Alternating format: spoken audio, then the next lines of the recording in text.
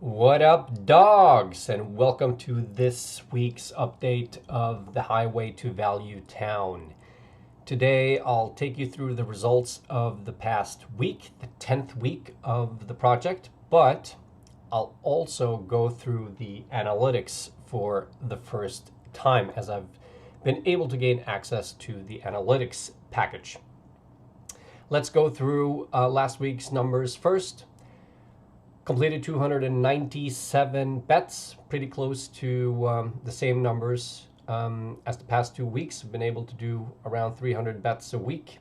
Total turnover slightly higher than the past week. Almost 40k Norwegian crowns, 2.75 times my last week's ending bankroll. The average bet size has increased from 110 to 132 per bet. I did a slight profit this week of 351 Norwegian crowns, and I grew my bankroll of about 2.5%. Closing edge also a bit higher than the past couple of weeks. Was able to add 856 in the closing edge, and I'm now sitting at a total closing edge of 8,448 crowns. Ending bankroll, 14,646 crowns. So I'm still right around 10k Norwegian crowns in red. If we look at the graph here, you can see, I think so 300 bets, if we go 300 bets back, that would be 2,475, would be around here. So this is approximately where we started this week. And as you can see, the week started really, really, really good. I peaked here at after around 200 bets. Made about 4,000 Norwegian crowns. And then suddenly this is all over the weekend. Things went pretty shit. So 4k down again. So yeah, almost a break-even week. Had we not included the weekend, things would have looked a lot better. But, I'm still in this little uptrend from the double bottom we see here. So I'm still, I guess, positive. I'm feeling good about this trend. So I'm hoping this will continue for the next weeks. EcoPace last week, I also mentioned that my EcoPace account is closed down, which means that I'm not able to move money around between the bookies. I can't deposit more money, I can't withdraw anything, so I'm in limbo at the moment. Now that's not a problem in and of itself. I think that problem will be solved by the end of this, by the time I end this project, which will probably take a few more months for sure. The problem right now is that I'm not able to move money around, and as I explained in the last week, my Mr. Green account is bust, so I can't deposit money there. So I'm left with Coolbet Betson and Bet365. My Coolbet account is starting to get very thin, so I wouldn't be surprised if Coolbet is out by next week. We'll have to see. I'm crossing my fingers it won't, but I'm happy with Bet365 and Betson. They're giving me a lot of value bets, and as you can see, those are the two accounts that have provided the most value bets. So those are the ones where I've placed most of the bets and have most of the turnover.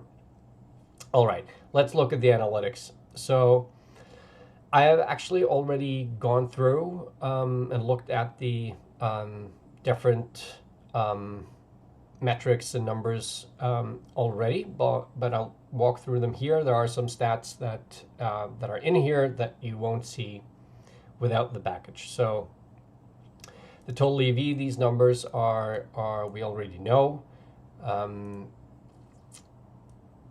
Pretty much these numbers on top here, so that nothing new here. What is new, what you do get with this analytics package, is you're able to see your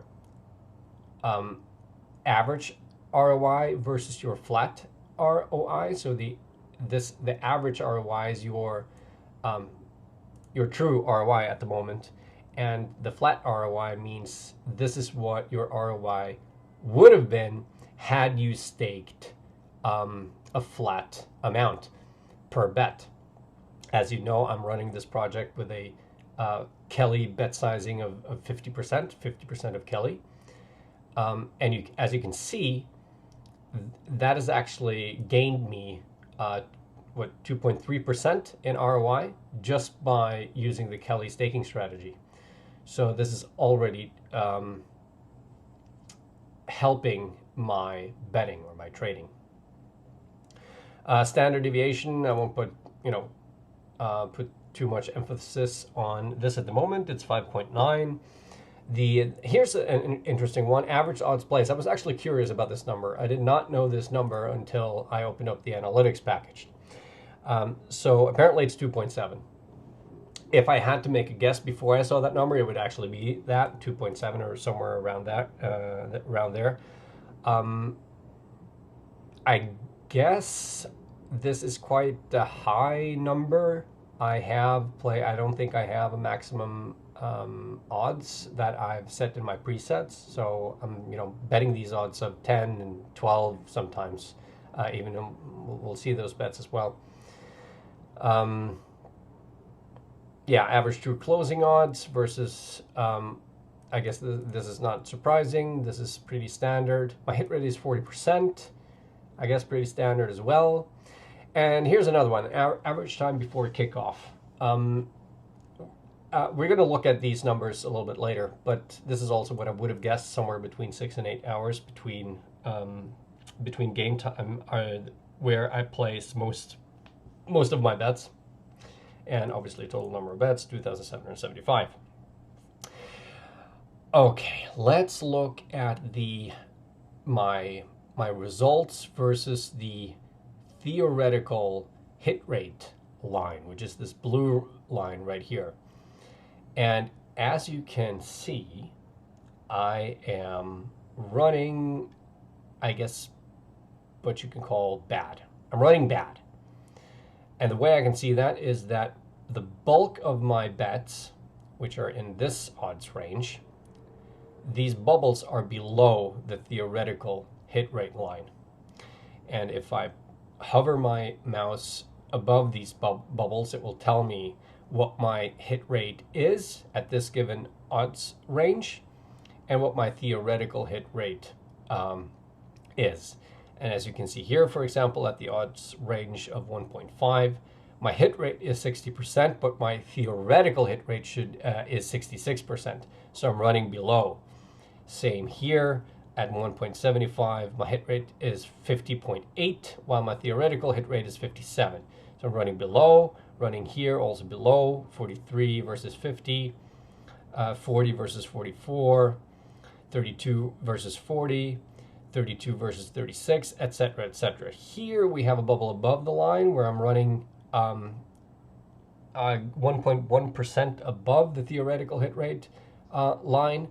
And as you can tell here, most of my bets are below this theoretical hit rate line. And I guess that means that I can say that I'm not running, at least I'm not running well. But then you have these outliers over here that, there aren't that many of these bets. The number inside the bubble is obviously the number of bets at this given odds range. And you see I do run above, I am running well on some of these ranges, but they're, so few compared to the bulk inside here. So I would guess the bulk inside here consists of 90, if not more, percent of my total turnover. And here you see these huge odds ranges where I've lost every single one of them, basically. All right, so let's do some things in here. Let's look at the bookies. That's actually, it probably has nothing to do. I don't think you can get any valuable information of looking at the results from the single bookies. I just thought it was interesting to see. So if we look at Mr. Green, all my bets at Mr. Green, see that I'm running consistently bad at this particular bookie. It's probably just a coincidence, and I wouldn't change my strategy or leave Mr. Green out just because I'm seeing this consistent loss or these consistent losses. But it turns out, like I told you, I can't bet on Mr. Green anymore. I'm bust there and I can't deposit anymore. So, you know, I'm out of this bookie anyway. So this is what it looks like on Mr. Green. Let's have a look at Bet365. How am I running on this bookie? Pretty good, actually. Pretty good.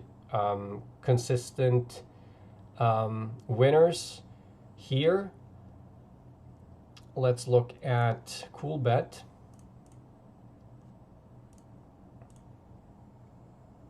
Yeah, not great, but not terrible either. As you can see here, I'm obviously losing on Cool Bet, but it's not as consistent as on Mr. Green. And finally, let's look at Betson. And here I've been running really well for the past 300 bets.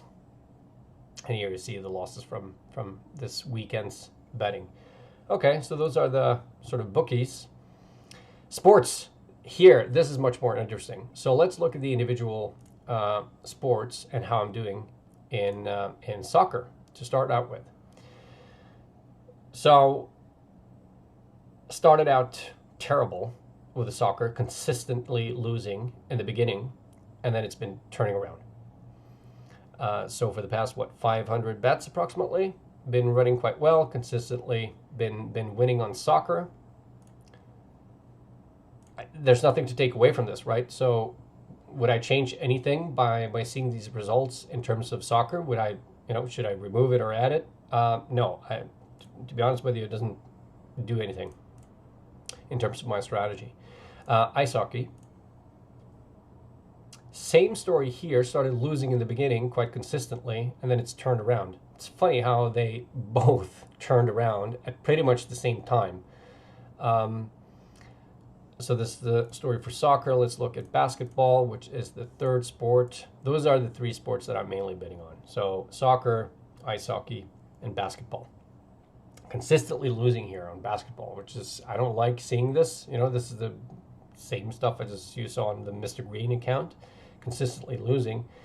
Now, I've only placed 750 bets approximately on basketball. I don't think this is a strong enough sample size to change anything. Like, would I remove basketball because I'm seeing this? Not with 750 bets. However, so I've completed now almost 2,800 bets in this project. I'm planning on completing 10,000. If, for example, at the 5K bet mark, I see these basketball results continue like this, I might actually reevaluate whether or not to include basketball in this project. And then finally, I think I've played a few rugby leagues. Check out rugby league. Do I have anything there? No, nothing on rugby. I do have some rugby bets, but rugby union, that's where they are, right? Yeah, so 6 bets, nothing. A little bit of profit. And then we had baseball. 40 bets, slightly down, but not much to take away from that. Okay, so those were the sports. Let's look at odds time. This is interesting. So I've seen these numbers. Here we do see some interesting stuff. So these are the different lines. So let's look at 1x2, my 1x2 bets. As you can see, again, you see this. This is a pattern. This graph pattern where I started off really bad, and then things have turned around. You see that here. What am I? I'm down 30 Norwegian crowns. So basically break even on 1x2, on the 1x2 line. which is fine. That this I like this uptrend right here. So, would this change anything? No. How about money? I don't think money line. I didn't. No, nothing's showing up on money line. I don't know why. Money line should show up, but for some reason it does not. If you know why, please let me know. Spread. Do I have anything on spread? No, nothing on spread. Asian handicap, of course. I have a lot of Asian handicap bets. Yeah, consistent losses up until 450 bets, and then things turned around again. The same fucking pattern, and I don't know how to explain it, but things have been going decent for the past 300 bets. So I'm obviously still going to include the Asian handicaps in there. Tennis, I don't think I've played a single tennis bet. So let's look at the over and unders. Bad results, pretty bad. Started off pretty good in the beginning, and then consistent losses pretty much after that. And after we have 900 bets in here, I think we need more of a sample size on whether to decide to leave over and unders out. At the moment, I'll keep them in there, but yeah, looks pretty bad for that line. Was that it? Yes, that was it for the odds types. So now you've seen those. Let's look at the different odds ranges. This is interesting. So let's look at 1 to 1.5. And let's then go through each. Okay, we got 200 bets here. We're pretty much break even, slightly up. This is what it looks like. Let's do between 1.5 and 2.5. Ooh, very consistent losses. Not great. Look at what if we move between 2 and 2.5?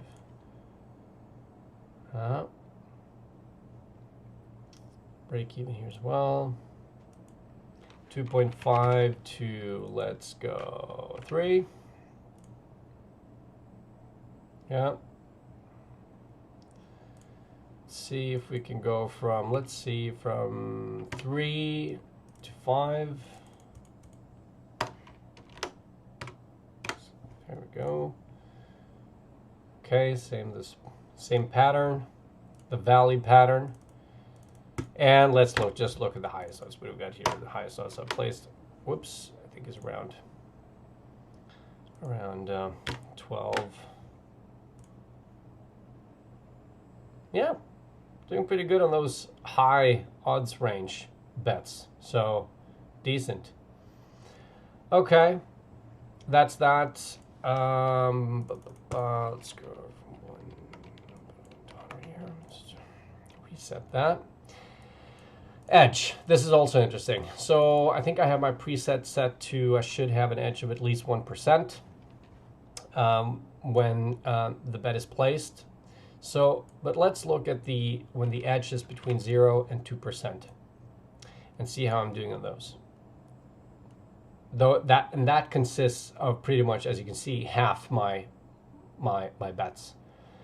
And here you can see it's, fucking bad. It's not looking good. I'm down 8,000 Norwegian crowns on these bets. So not great. And let's look when the edge moves up from 2 to 5%, which is a little bit over a third of my bets. And here you can see this valley pattern starting to turn around, so things are looking better. On these higher odds, higher edges, see from 5% and up. And there aren't that many bets where you get the chance to place a bet with an edge of 5% or more, but let's have a look. So let's look at 5 and up to 100.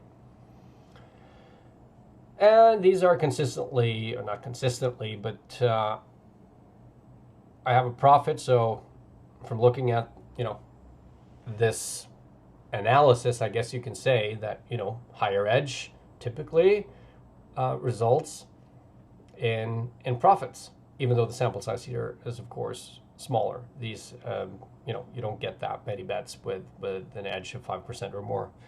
So that's that. All right. Those were the edges. Closing edge. Yeah, I'm not going to go through that. The date. Bet sizing. Not that interesting, I think. Hours before game. Yeah, this is interesting. So I think I've set my preset to between 0 and 12 hours before the game. So let's have a quick analysis here. It is recommended, by the way, by Trademate Sports to place your bets as maybe not as close to game start time as possible, but at least within the last 2 hours before game time. So let's look at my results for the bets that I've placed within 2 hours before game time. Now, as you can see, they look pretty bad. Only 450 bets, of course, so the sample size is small.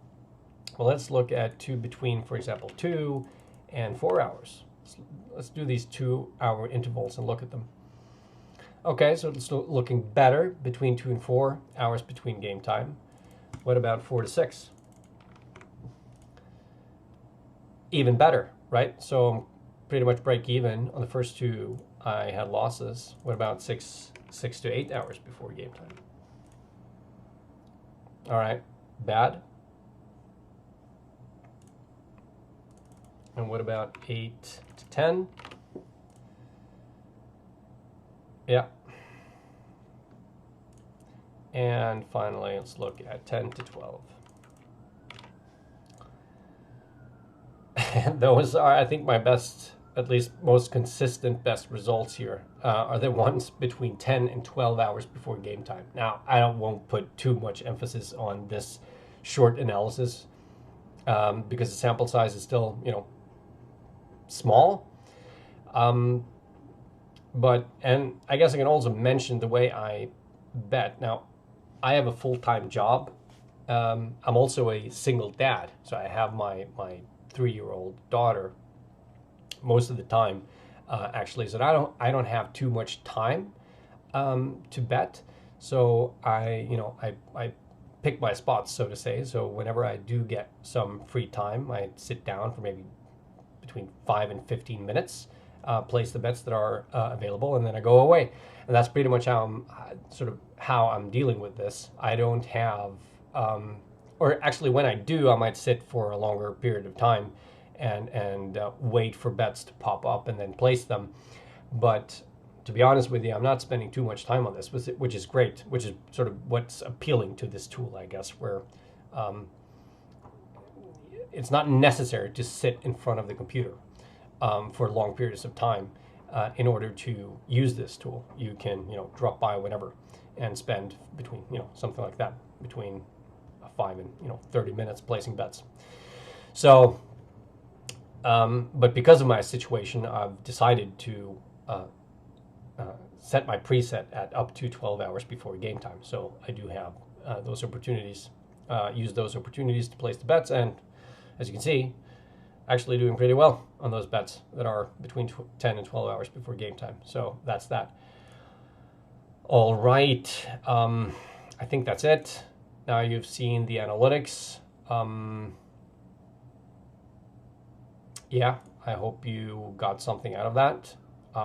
Looking at the numbers, I will not change my strategy at all. I'll leave my presets as they are. I'll leave the stake sizing as it is. I'll place bets on the same sports, and I'll just be continuing placing these bets. And I'm thinking of once I reach 5,000 bets, I'll do a longer update or a more thorough update where I'll go through. I guess I'll make a summary of all the challenges that I've faced so far. Some of them, some challenges that I did not know or did not think of could be a challenge before I started this project. So yeah, but there's still some time until then. All right, guys, dogs, Thank you for watching, and keep an eye out for the update next week. Peace.